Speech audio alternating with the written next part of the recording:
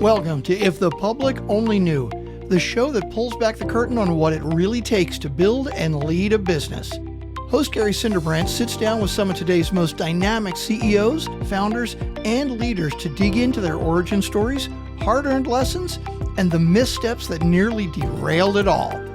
These are unfiltered, no-hype conversations designed to inspire, challenge, and fuel your own journey.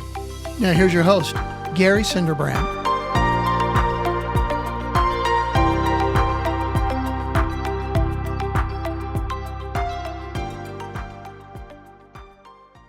Welcome back to If the Public Only Knew. I'm your host, Gary Cinderbrandt. Today we're joined by Rhonda Frith-Lyons. If I took the time to explain everything she's done, you'd never hear from Rhonda. So we'll let her tell you her story. Suffice it to say, my impression is that this is someone who has evolved at the speed necessary to stay slightly ahead of the markets that she serves. A stint in healthcare, a term with Bank of America, a variety of other organizational things that she has done, from executive coaching to venture capital advising to working with CEOs on recruitment and board seats. Rhonda, welcome to the podcast. It's a pleasure to have you here. Gary, thank you so much. So I went through your LinkedIn, and I know when I see 4 experiences and it says show 8 more, I'm really interested. And the cool thing was, it wasn't like I did this and it was 2 sentences. Each one kind of built on the story from the one before, which I was fascinated by. And as people that have listened to this podcast in the past recognize, I'm totally interested in the stories of people that are constantly evolving, constantly learning, and moving into their next chapter of life, as opposed to sitting still and every day is Groundhog Day. Take me through, go back 5 years, 8 years, 2 years, 2 days, whatever you want to do, but take me through how we end up with the Sassy Entrepreneur, which is your current venture, and talk to me about the new one you're coming in. But let's back up a little bit and talk about the evolution and the discovery, if you don't mind. Oh, of course. Well, I started out my career as an architectural engineer, and by nature, engineers we're innovators. We're very curious creatures. I had that analytical creative side to me. And at the time when I was getting started in my career, there weren't a whole lot of jobs to work as an architect or as an engineer. So I had to be lean and scrappy, figure out pretty quickly, how do I take those skills and talents that I had and apply them to different things. And so unique opportunities presented themselves, and I was able to learn quick. I have a very curious mindset. I love to learn. It was an avid reader and just extremely curious about the why not. Why can't you do this? So pulling all the rookie smarts, I just leaned on that at every turn. So every unique opportunity that presented itself, I just knew I was smart. I could figure it out, and I would be able to link things together. And I had a really great way of thinking through patterns. I was able to see patterns and connections of things that allowed me to go from industry to industry. And I knew while I was in engineering school, like, gosh, I really think I would like to be a consultant. I like the investigative side of consulting. And so that pretty much started really early on in my career. And I just took a consultative approach to every job opportunity that I had, and was able then to parlay that into advancing my education along the way, and being able to make great connections. And I was also really great at the people skills. I knew how to build relationships, and being able to do the business development and marketing and sales. I understood the connections and the dynamics of the psychology behind selling and marketing. And what good is being an architect if you can't sell your product, your designs? What's good is being an engineer if you don't know how to run the business? So I figured out the business side of being an engineer and an architect. very early on, and then bolt on the consulting opportunities, and it just sort of snowballed from there. And when I got out of business school, got into banking, financial services, so I could understand the movement of money. And Bank of America was a tremendous training ground. They allowed for a lot of lateral mobility. So you learn the full value stream of a business and the throughput of money. And I got exposure to every industry you can imagine, and got deeply immersed in the world of technology. So that appealed to the engineer in me, and was able to just continuing to make these connections and keep building on all these interests and passion and Mary, skills. I'm sorry to interrupt, but you've said it a couple of times, and I want to just go back a little bit. When did you first start noticing you had the ability to connect patterns which did not seem apparent to others? It's when I was in banking.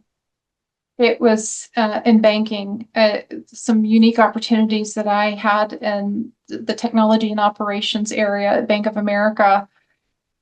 That's what allowed me to be able to stand out among competition for job opportunities. And I was able to move up very quickly in the bank because I was able to not necessarily come up with solutions, but go after the right problems, to look at patterns that were happening, to say we're not solving the right problems, to make sure that our solutions are aligning to the problems we need to solve, which meet the pain points of our stakeholders and of our customers, always designing things to meet the voice of the customer.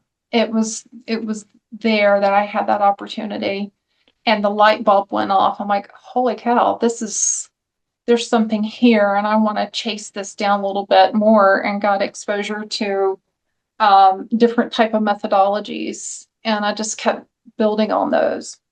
And when my job with Bank of America took me to California, I got in. That's when I was introduced to some consulting firms, and they said, "We'd love for you to join us. We like the way you think."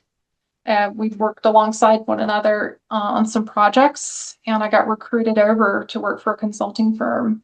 And that's when I was able to get deployed on different projects in different industries. So the same things that I used to solve complex problems in banking, financial services, I was able to airlift and expand on in other industries like oil and gas, film and entertainment, consumer products, healthcare.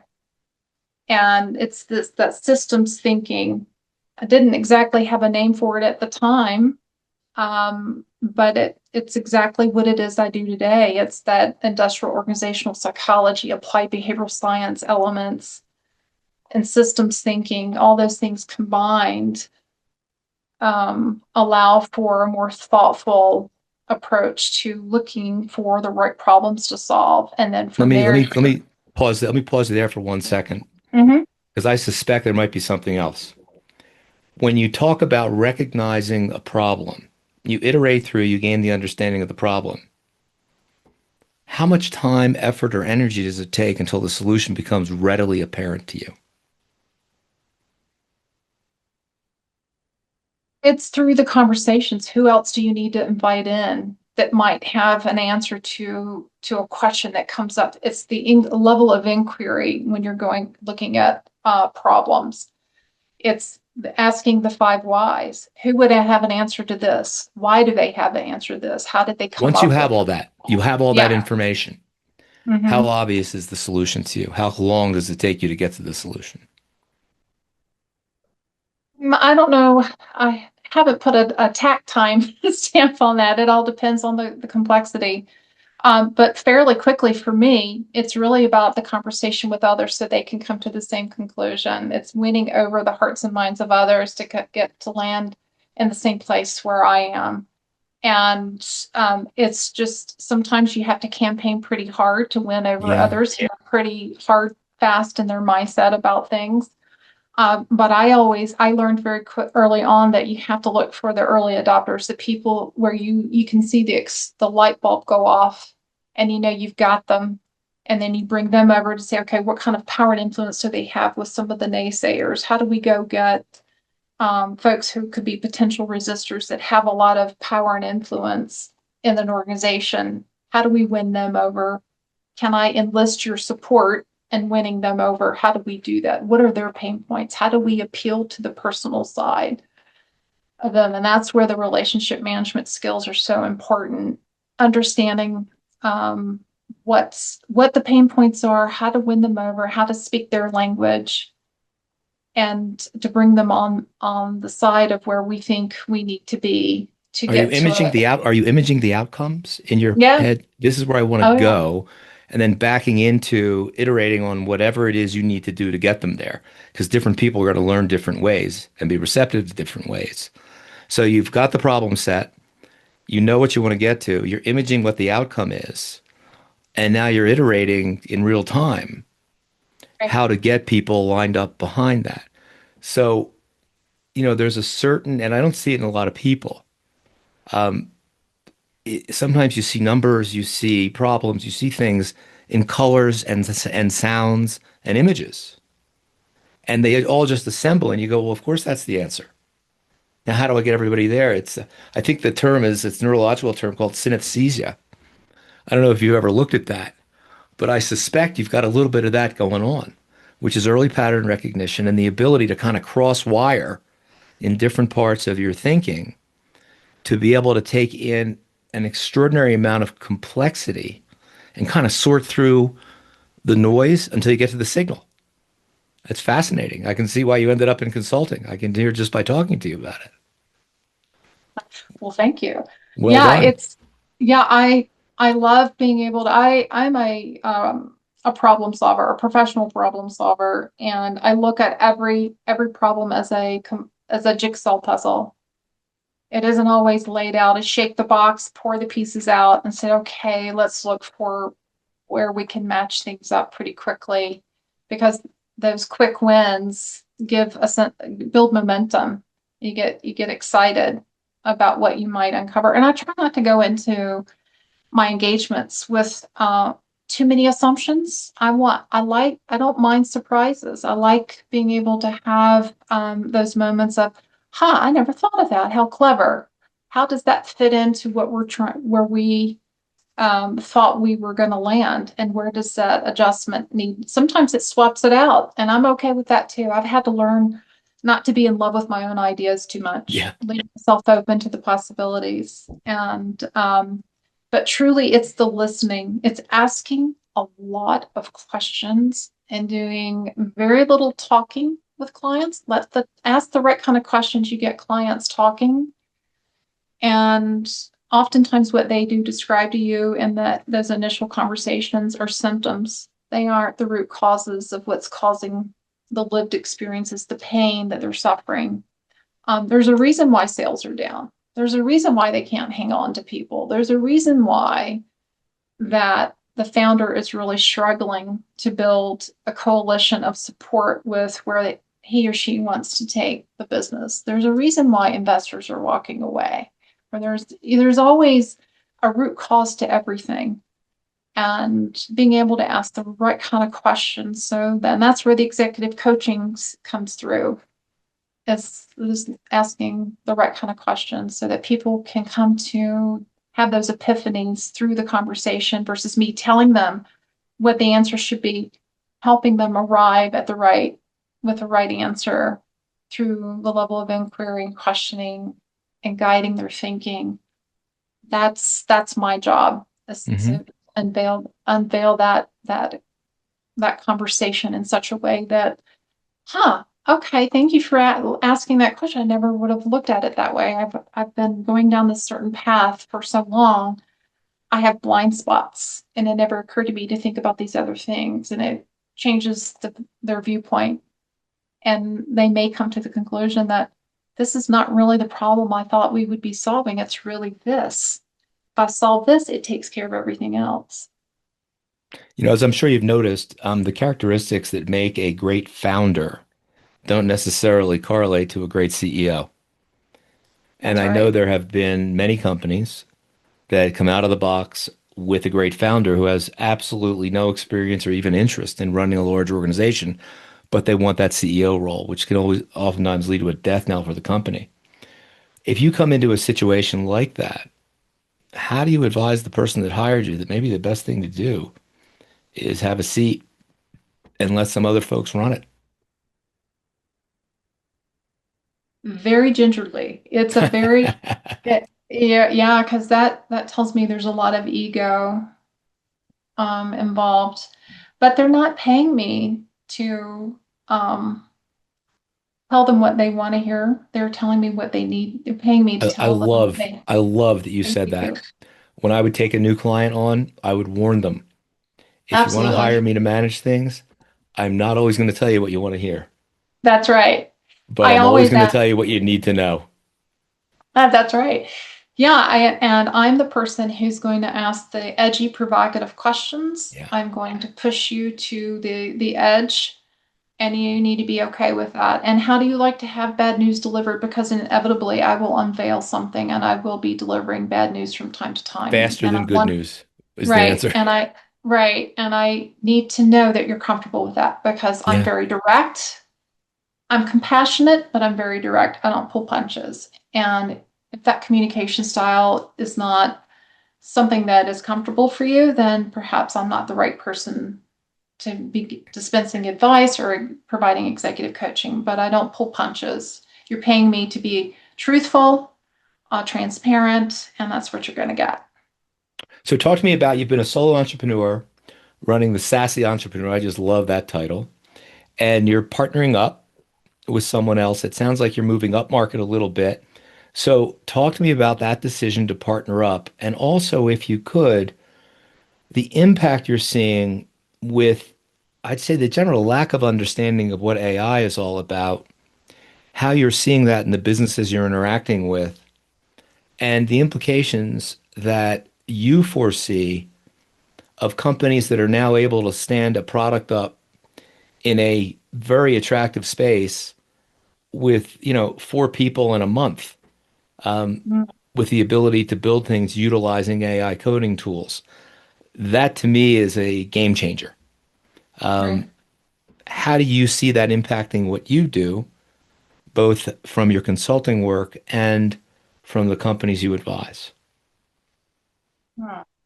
Well, first of all, I let me answer the question about the sassy entrepreneur.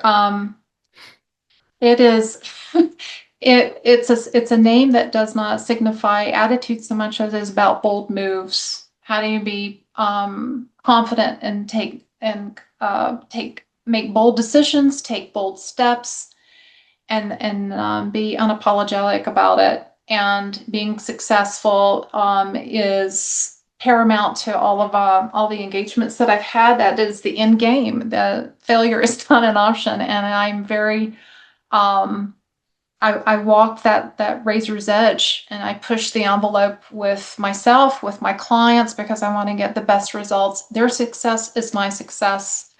And that is the mindset behind the Sassy Entrepreneur. That is the commitment and vision and mission behind the company.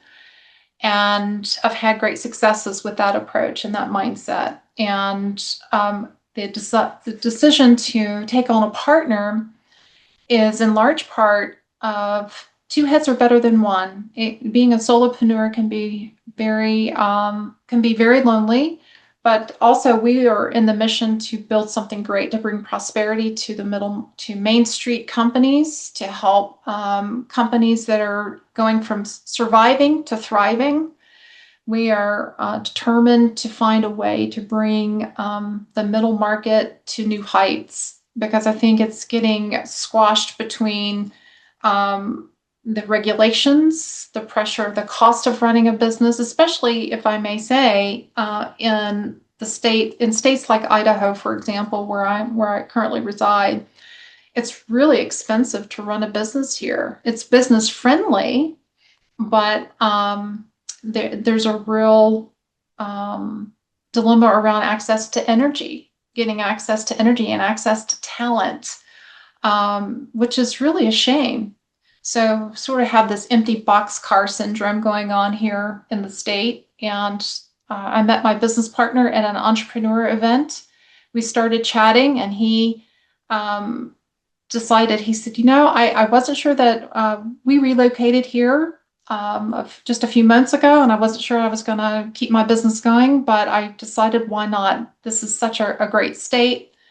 It's welcoming to businesses, but I just don't know, how do I branch into this market? And I said, well, I'm new too, relatively new to the area. Why don't we keep talking? And one thing led to another, and we've decided to join forces because we have a different approach, but yet unified in our mission and vision. He has a unique skill set. I have a unique skill set. And through conversations, we have found we're filling a huge gap here that no other consultants are approaching solving these problems in the middle market, especially here in the state or across the Northwest Rockies. And we're already starting to gain traction with closing a deal already. We've only, Wow. and we've only been in partnership a couple months. What's the name of the company, Rhonda? Vantyx Partners, VAN? TAX. And you have a website people can find you? Not yet. That's Okay. what we're building. We're pulling everything together as we speak, but I'm very excited about it. Great business partner. And we're very excited about the potential. And we both are big users of AI. Sassy Entrepreneur is, I've been building, before I met my business partner, Gary, I started building out an AI agent, started building out my requirements for an AI agent for doing diagnostics, organizational health diagnostics. And because that's a real gap that a lot of companies don't do. They will just think, well, I can either punch in a few questions into ChatGPT or Grok or Gemini and figure it out on my own. I don't need consultants. That's where AI can creep in and bump out a consulting service. But where is the discernment needed to be able to evaluate what is the right path to take? And that's where advisors who have the expertise to guide and advise and work alongside a business owner, a founder, to be able to not only align themselves and their leadership teams around the right direction to go, but also, how do you get there, the optimization side? How do you start to execute around those things? AI cannot do that. AI No, cannot it all sounds great till human beings get involved. Yeah, right. Yeah, and AI cannot begin to make the best decisions. It can't act with great discernment on a situation. It can't read the room or the nuances of tonality of conversations and team dynamics and day-to-day human behavior. And that, at the end of the day, is what makes or breaks the success of a company are the people, the glue, the human glue of an organization. And when founders aspire to become a CEO, they also have to understand the implications to what they have to let go of. What are they comfortable delegating to someone else on their leadership team? Who are they lifting up, building up? Rising tides lifts all ships, as the saying goes. So who are they bringing along? So as they start to grow into that next level of leadership, executive leadership role, who are they preparing to take over? What if they decide they want to retire or turn it over to a family member to run? Then what? What if the family member doesn't want it? What if there's no one to hand it over to? Are they going to sign the business over to a firm who can write a big check? What happens to all the jobs? What happens to your employees? What happens to the community? So AI has some big implications. It can be a great thing if used properly and responsibly, like any piece of technology. I think the real threat to companies and AI is more about thinking that it's going to replace people, and making rash decisions to lay people off, thinking that AI can do the job of an entire organization and you only need like 3 or 4 people. No, we should be using AI to reimagine a future and repurpose talent, not eliminate talent. So the And trend, there's been a trend recently in the VC community where a lot of large names who would normally only look at, significant A rounds, 5 million and above, and B and C rounds, and then either a PE round or an IPO. But I'm seeing more and more of these companies are coming downhill, looking purely at founders without even, maybe just in the ideation stage or, even luckier with some great IP and a working MVP. And I see these things getting funded all the time. Now, for a $12 billion fund, spreading out 50 bets at 250K each, you probably only need one of them to hit, maybe right, two. It's almost like Bitcoin. But how do you see that developing? Because now you've got the cost of entry to take an idea, which could have traction, and develop it into something real much more rapidly, being able to demonstrate the efficacy of that much more rapidly, addressing possibly a pain point that's been there forever. And you look at it, you say, this is like a $1 billion idea, in 5 years, but it's a pre-seed or pre-revenue company that all we have to do is kind of plug in this solution and we know people are going to buy it because it created an entirely new category, which is, I think, one of the exciting things about where we are right now. Are you guys going to look at things like that? Asking for a friend.